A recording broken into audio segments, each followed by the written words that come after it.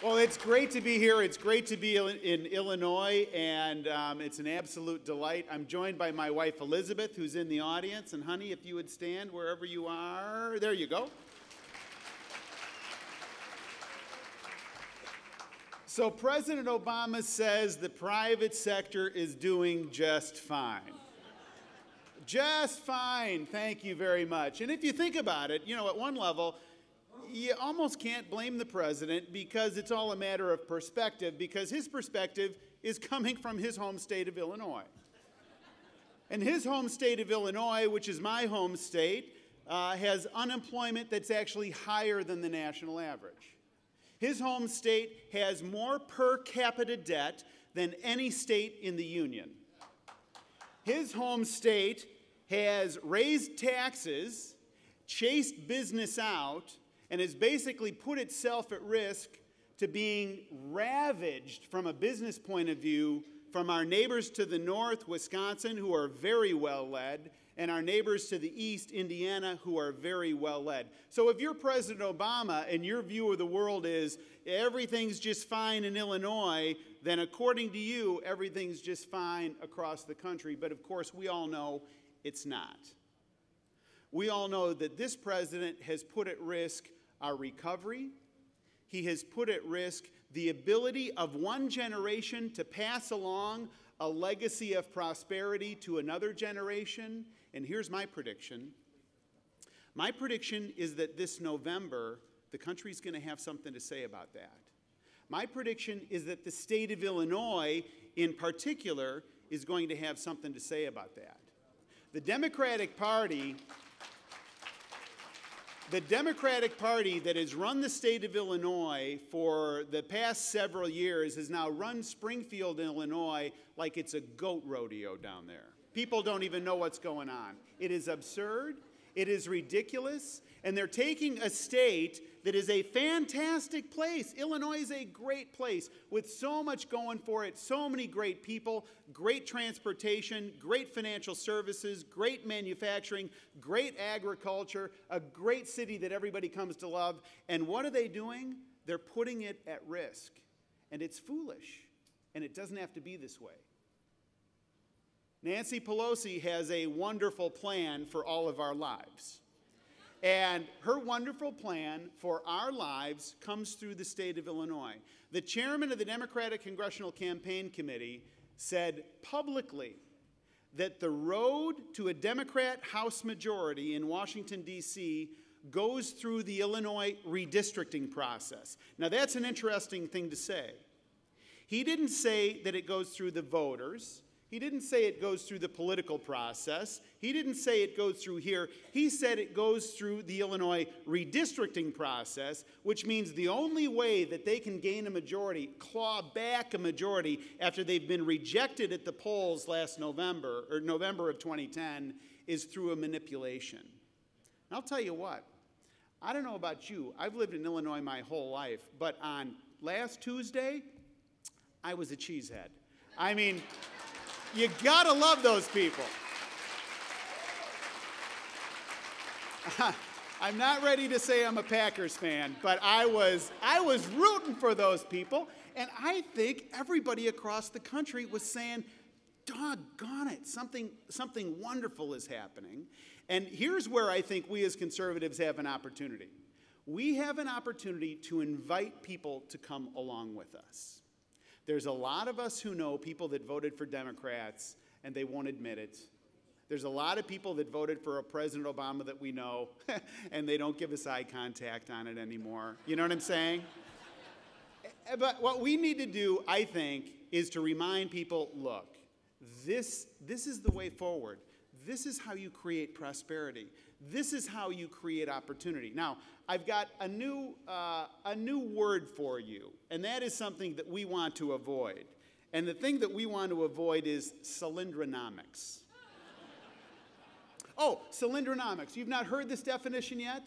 This definition of cylindronomics is this: to subsidize your donors' speculative adventures with tax dollars.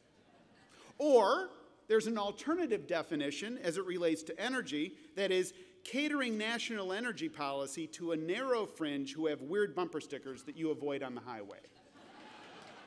Now, we've got a chance, you and I, to reinvigorate and reach out to independent voters and to persuade them that they need to shun the mistake of the past and to come home. The stakes in this election couldn't be higher. And what is so interesting and I think invigorating is that there are, for the first time in a long time, there are two competing views of the world that are on display in full bloom in all of their glory. You've got President Obama and the House and Senate Democrats' view of the world, and these folks literally believe that you can borrow and spend your way into prosperity. That if only you wrote another check, if only you borrowed a little bit more dough from China, if only you had another regulation and you ran folks and told them what to do, then that's going to be the great tomorrow. They actually, really, and truly believe this. And that is their view of the world, and it's a complete failure. It has now brought us almost $16 trillion in debt. It has brought us an underperforming economy. It has put us at risk. It has lowered our bond rating. It is not worth the paper it's printed on. The other view of the world, which you and I embrace, says this. We have a high view of entrepreneurship. We have a high view of individual initiative. We have a high view and respect of the taxpayer. We have a high view of family. We have a high view of life.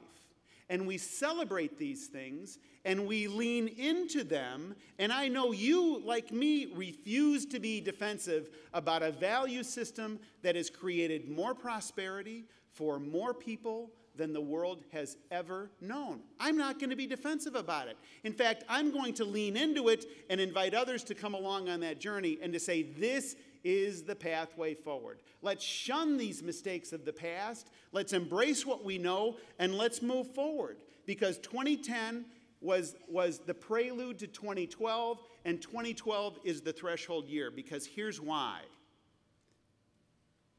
If we mess this up, and we get on the wrong side of these debt curves, if we get on the wrong side of this spending question, you can never catch up.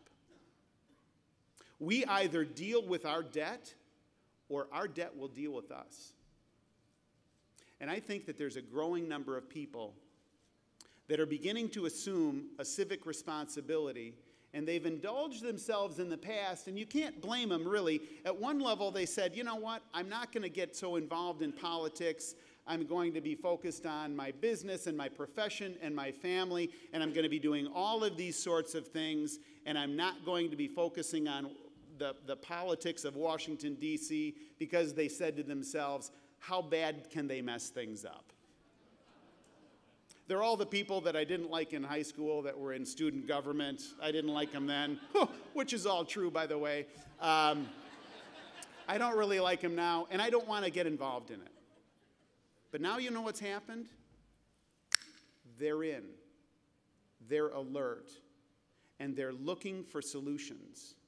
And that's where we have, as conservatives, we have a proven track record.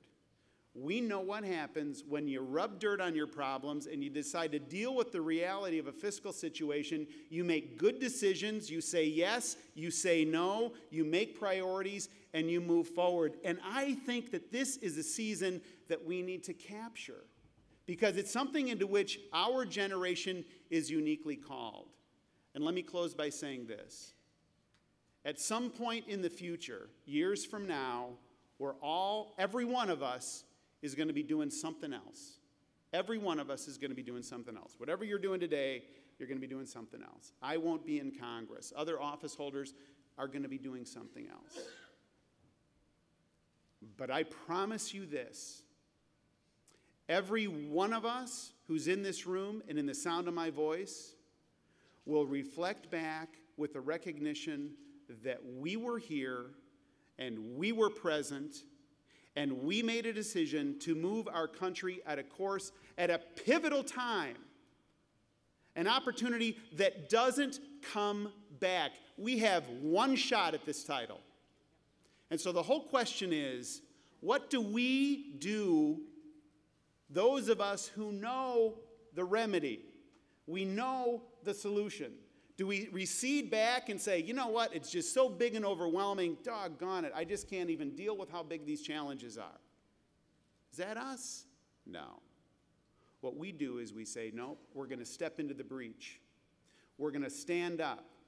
We're going to be winsome and persuasive, but we're going to be persistent, and we're going to make sure that the America that was entrusted to us is also going to be entrusted from us to our children and our grandchildren. And so in the words of those of us who serve in Washington, D.C., I yield back the balance of my time, but I do so joyfully and knowing that we're in this together. Thank you. God be with you.